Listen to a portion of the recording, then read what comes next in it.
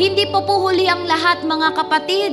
Magsimula po tayo na pag-aralan ng salita ng Diyos sa atin pong tahanan. Kahit po malalaki na po ang inyong mga anak, meron naman pong Gmeet. Amen po ba?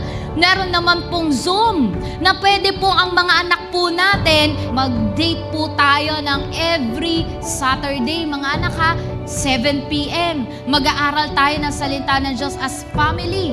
Tas babasahin nyo lang po ang salita ng Diyos. Pwede po kayo magsimula sa Book of John o kaya naman po sa Matthew. Per chapter ang gawin po ninyo. Kayo pong bahala kung once a week or every day ang gagawin po nating pag-aaral ng salita ng Diyos.